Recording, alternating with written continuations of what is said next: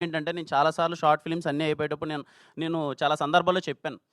కృష్ణానగర్‌లో అండి మేము వచ్చినప్పుడు షార్ట్ ఫిల్మ్స్‌లో హీరోలు ఒక 50, 60 మంది హీరోలు ఉండేవాళ్ళు. ఎక్కడ చూసినా సరే ఎవరు నువ్వు అంటే హీరో అనేవాళ్ళు. ఎవరంటే షార్ట్ ఫిల్మ్ హీరో. అలా నేనొక్కడిని. అందరం ప్రయత్నించేవాళ్ళం గానీ తిరిగి చూస్తే ఒకరు, ఇద్దరు గూడా లేరు. అందరూ వెనకాల ఎళ్ళిపోయారు. అదే అండి చిన్నది. భయానికి, ధైర్యానికి చిన్న ఒక థ్రెడ్ ఉంటది గదా! నాకు ఐ రిక్వెస్ట్ ఎవ్రీవన్ నేను చాలా సందర్భాల్లో చెప్తుంటాను. అది లైట్ మ్యాన్ అవ్వచ్చు, కెమెరామ్యాన్ అసిస్టెంట్ అవ్వచ్చు, లేకపోతే మీడియా నుంచి అవ్వచ్చు, ఎనీ క్రాఫ్ట్.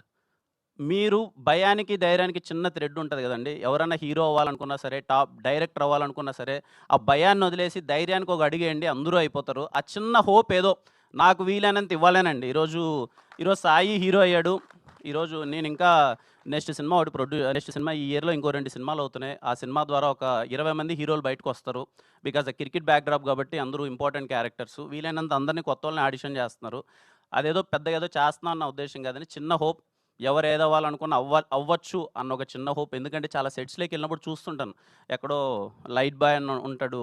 లేకపోతే ఎక్కడో ఏదో అమలాపురం, పాలకొల్లు నుంచి ఒక ఊరు నుంచి వచ్చేసింటాడు. "ఏం చేస్తున్నావు తమ్ముడు" అంటే, "అన్న సెట్ అసిస్టెంట్‌గా ఉన్నాను" అంటాడు. కానీ తన కోరిక ఏంటి అంటే 2 నిమిషాలు పక్కన కూర్చొని మాట్లాడితే తన కోరిక ఏంటి, "అన్న ఆర్టిస్ట్ అవుదామని వచ్చానన్న" అంటాడు. కానీ అక్కడ చూస్తే సెట్ అసిస్టెంట్‌గా అలాంటి అబ్బాయికి కూడా హోప్ రావాలి.